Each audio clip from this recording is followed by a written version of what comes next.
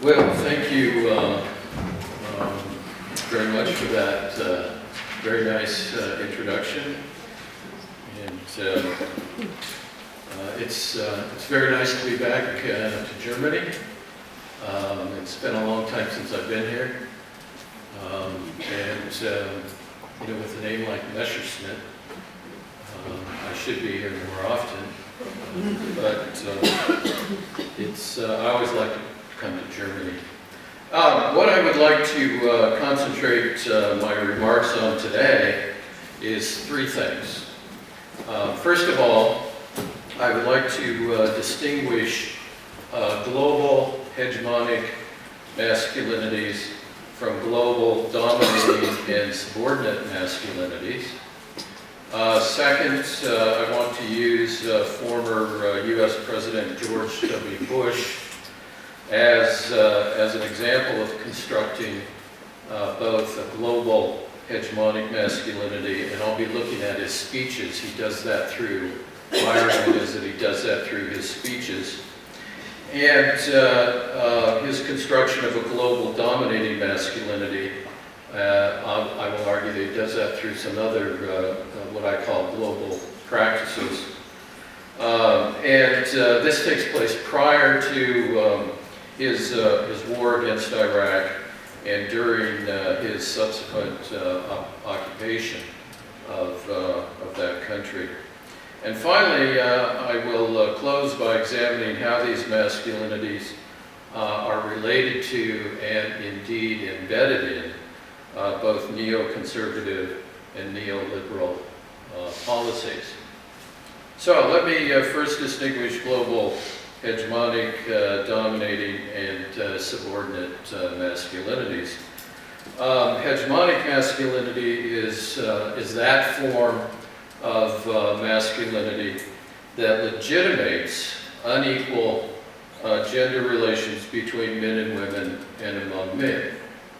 Both the relational and the legitimation features are central, involving a particular form of masculinity in unequal relation to what Ray Wynne called emphasized femininity, or those femininities practiced in a complementary, compliant, and accommodating subordinate relationship with hegemonic masculinity.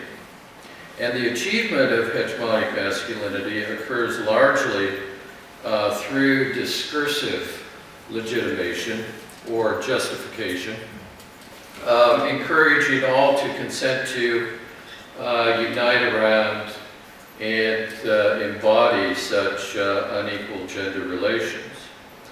Hegemonic masculinities are practiced at least three levels, probably more. But first of all, at the local level, which means constructed in arenas of face-to-face interaction of families, organizations, and immediate communities. Second, the regional, meaning constructed at the society-wide level. And third, the global, meaning constructed in such transnational arenas as world politics, business, and media. And of course, that's the level that I will be concentrating on today. Dominating masculinities refer to those masculinities that are also practiced locally, regionally, and globally, that do not legitimate unequal relationships between men and women, masculinities and femininities, but rather they involve commanding and controlling particular interactions, exercising power and control over people and events, calling the shots, kind of running the show. Subordinate masculinities refer to those masculinities that are situationally constructed, once again, locally, regionally, and globally, but they're constructed as lesser than or aberrant and deviant to both hegemonic and dominating masculinities. So with that said, let me now turn my attention to Mr. Bush. Back in 2009, I decided to examine all of Bush's speeches, his public addresses, that focused on Iraq from January 29th, 2002 to the US-led military invasion on March 19th, 2003. So I looked at all of his speeches that he gave anywhere in the world between that time period. And what I found through that examination was quite astonishing. Bush's speeches constructed a metaphorical and unequal relationship between hegemonic masculinity, emphasized femininity, and subordinate masculinity. Consequently, his speeches in total deployed a discourse legitimating gender inequality, as well as framing a rationale, put that in quotes, a rationale for military force against Iraq. And Bush's speeches utilized a villain, victim, hero narrative to construct this gender hegemonic relationship. As the villain, Bush depicted Saddam Hussein as an uncivilized, cruel, and violent dictator who was bent on terror worldwide. These are his words, Bush's words. And who was a threat to world peace because, according to Bush's speeches, Saddam Hussein has weapons of mass destruction at his disposal, as well as strong ties to international terrorists. We know today, of course, that both of those were false. And Bush knew it at the time when he said those things. Therefore, in Bush's speeches, Saddam Hussein is the metaphorical villain. Bush depicted American and all other civilized, that's his word, okay? He used the word civilized. Civilized people, because he's distinguishing civilized from uncivilized, right? Saddam Hussein is uncivilized, and the rest of the world, for the most part, are civilized.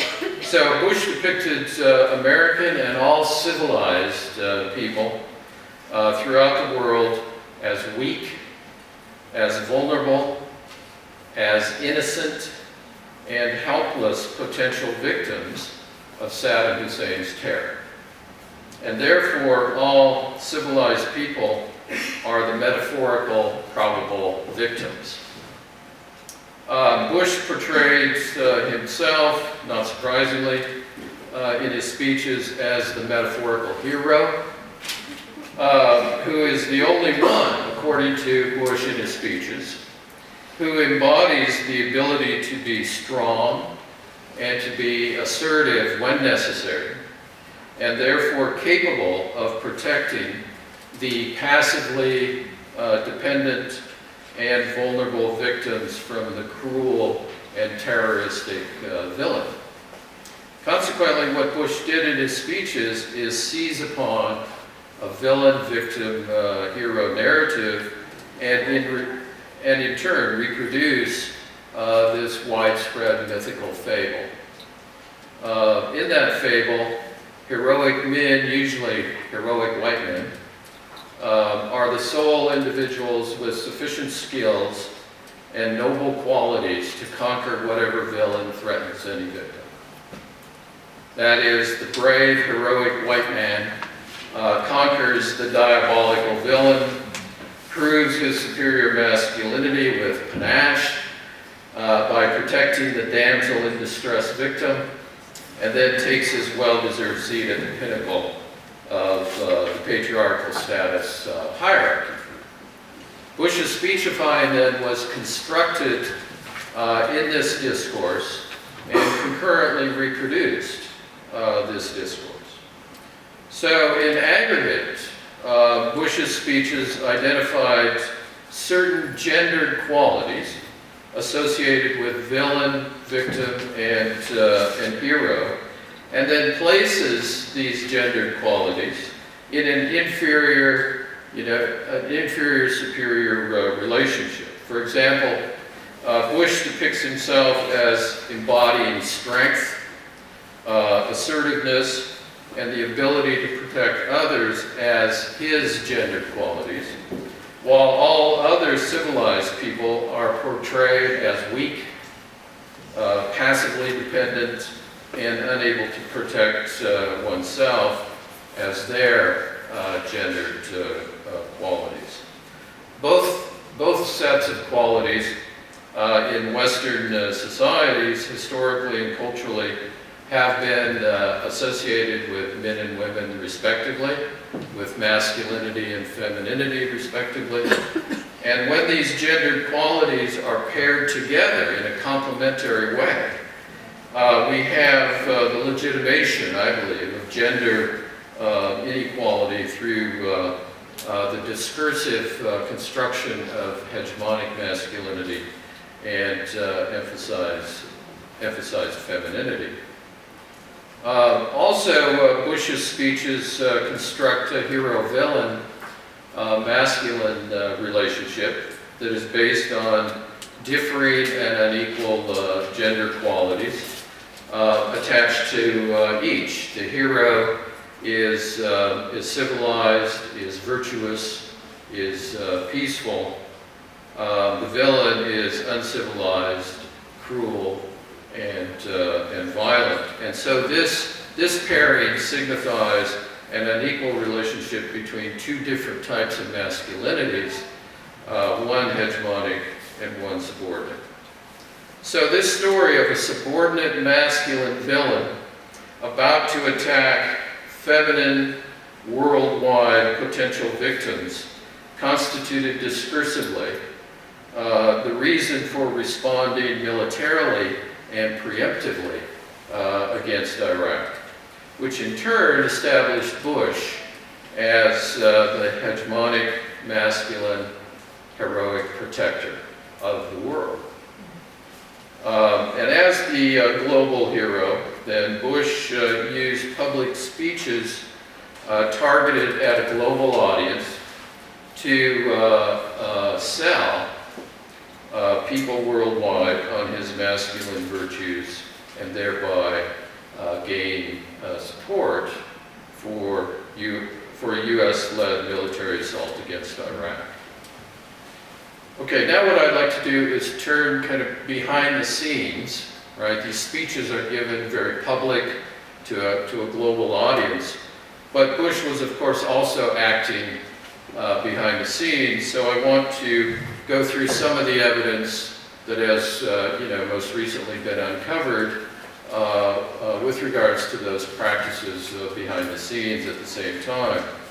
And what I want to do is discuss three such practices that were constructed by Bush behind the scenes, and that in part constitute now not his hegemonic masculinity, but his global dominating masculinity.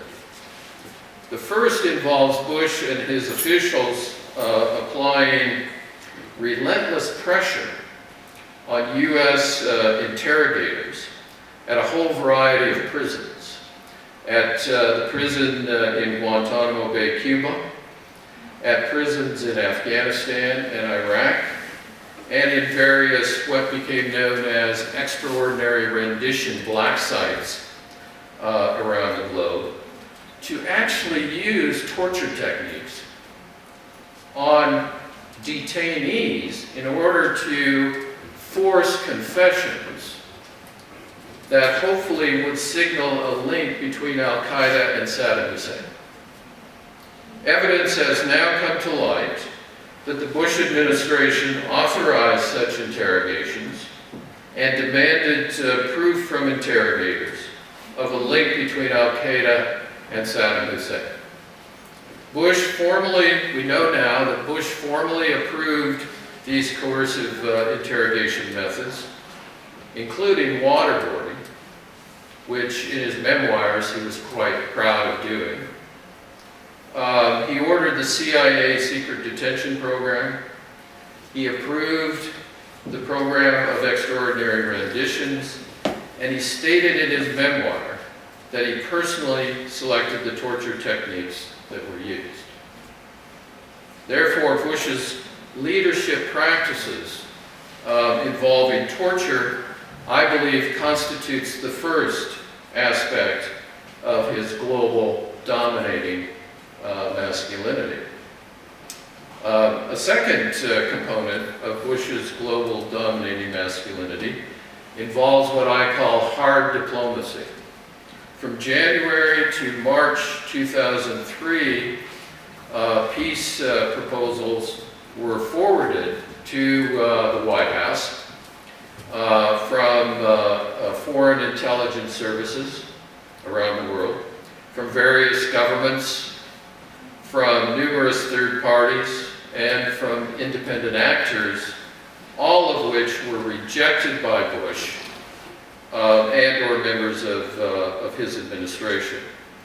For example, one peace proposal that involves your country, Germany, Germany got together with Russia and France, and they put together a joint statement on March 5th, 2003. They sent it to the White House on that day, which was 14 days before the invasion of Iraq. Excuse me. Asking Bush not to invade Iraq, mainly because, according to these three countries, Bush should instead continue the inspections that were going on in Iraq, inspections for the so-called weapons of mass destruction that were never found after about 4 or 5 different inspection groups. And according to the statement that Russia, Germany, and France put together, those inspections were going well. Right? They were proceeding well, and Bush should continue those inspections. Both Russia and France also stated in this statement that they would veto any UN resolution authorizing invasion. A country can only invade another country for 2 reasons. One, if it is attacked, then it can, quote, fight back. And 2, if the UN Security Council authorizes it. And both Russia and France said that they would veto. They have the power because they're one of the 5 permanent members of the Security Council. They said they would veto it. And as far as I have been able to find, there is no evidence that Bush ever responded to any of these 3 joint statement countries. As far as I know, he hasn't done that, or he never did it. There also were a variety of peace proposals, both public and private, transmitted by Saddam Hussein to the White House in an effort to avert war, and Bush rejected all of them.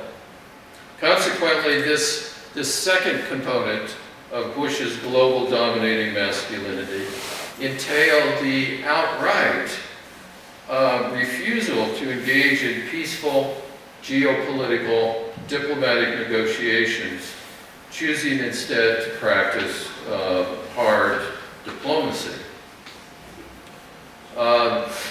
As we know, eventually the Bush administration proceeded with its U.S.-led invasion of Iraq without UN authorization.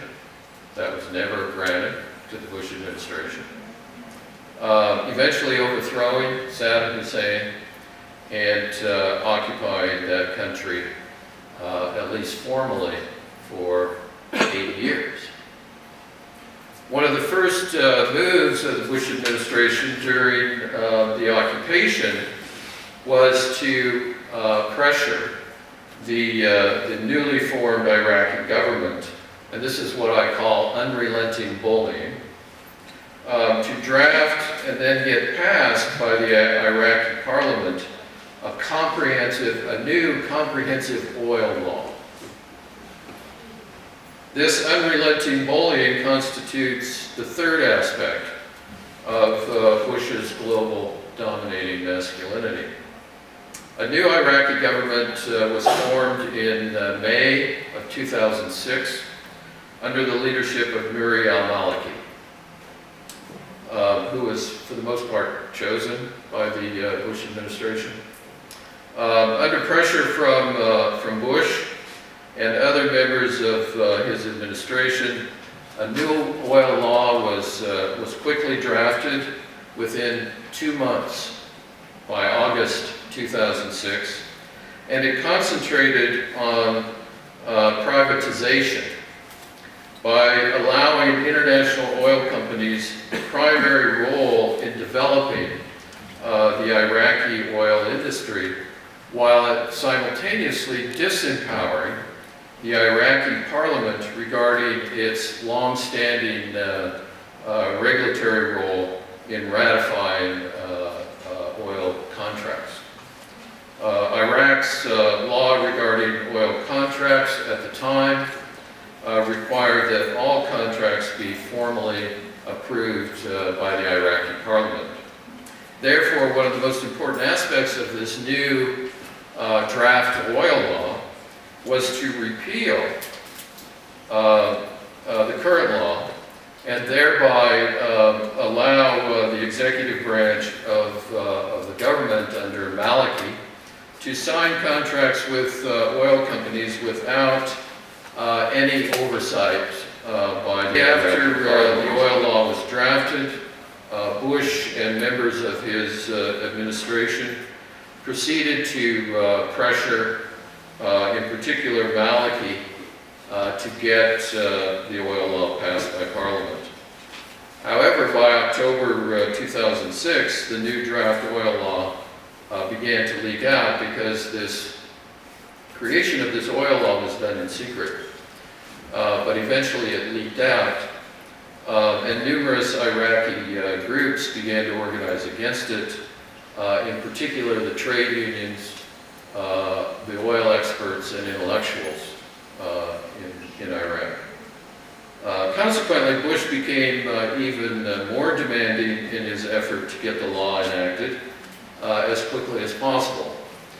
For instance, we now know, because of what's called Freedom of Information Act suits, individuals in the U.S. are allowed to sue, for instance, the U.S. government to gather information about these kinds of activities that are kept behind the scene.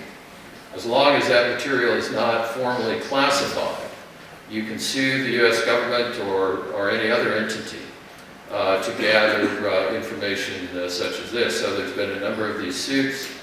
Also, a lot of this evidence comes from WikiLeaks and their Iraq file. Also, they've produced an Afghanistan file.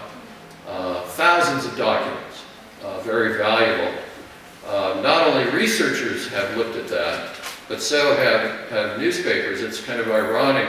For instance, the New York Times, wrote editorials criticizing WikiLeaks for publishing this material or making this material available, while at the same time using that material to write articles.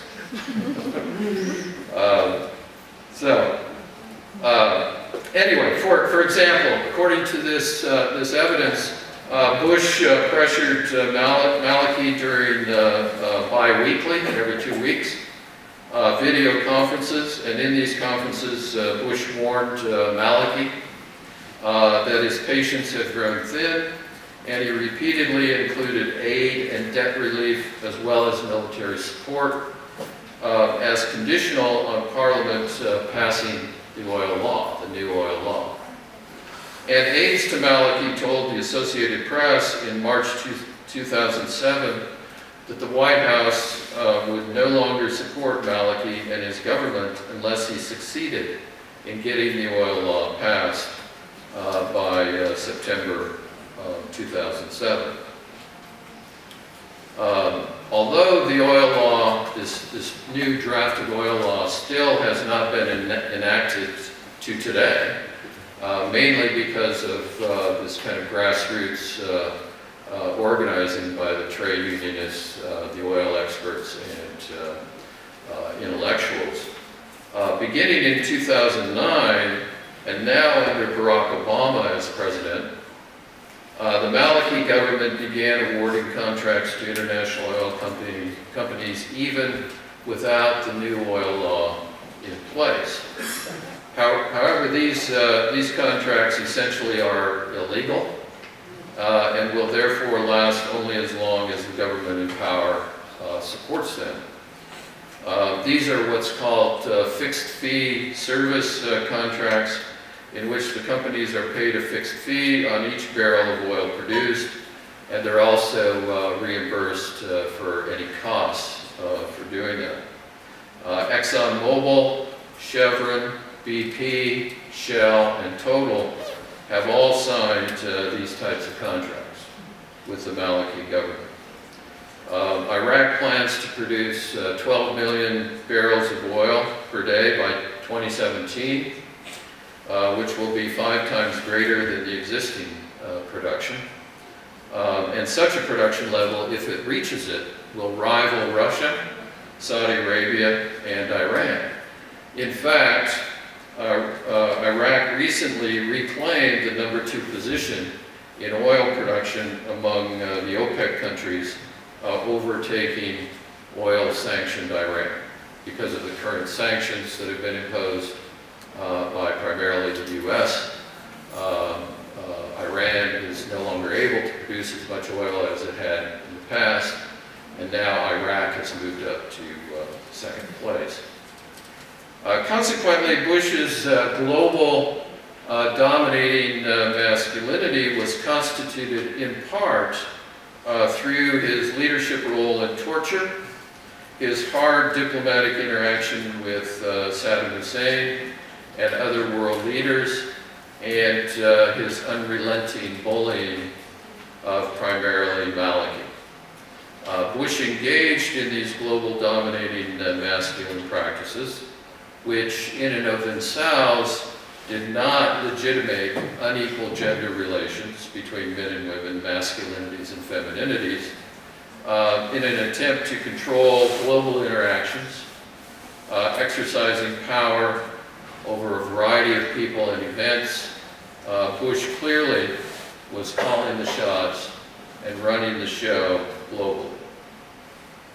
So let me close by suggesting that Bush's global hegemonic and global dominating masculinities are related to and indeed embedded in neoconservative and neoliberal policies.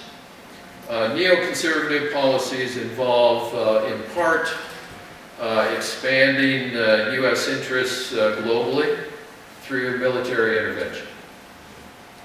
As is now well known, numerous neoconservatives became officials in the Bush administration immediately upon taking power, such as Dick Cheney, who became vice president, Donald Rumsfeld, who became Secretary of Defense, and Paul Wolfowitz, who became Deputy Secretary of Defense, and of course a whole variety of others. All of these individuals, prior to joining the Bush administration, were card-carrying members of the neoconservative organization Project for the New American Century, which publicly proclaimed that the Saddam Hussein regime, they publicly proclaimed this before Bush took power, that the Saddam Hussein regime had a seriously destabilizing effect on the world's supply of oil, and therefore Saddam Hussein and his regime must be removed from power through U.S. military might. Bush came to agree with these neoconservatives, and his decision centered primarily on the fact that at this time discoveries of new oil fields around the globe had slowed considerably, and it was known that Iraq possessed the world's third largest proven oil reserves and had enormous untapped oil fields. In addition, at this time, the global supply of oil was unable to keep up with demand, and Iraq was the only country that could significantly expand production because its oil industry was operating well below its potential. Only 25 of Iraq's reported 75 known oil fields were producing oil at the time.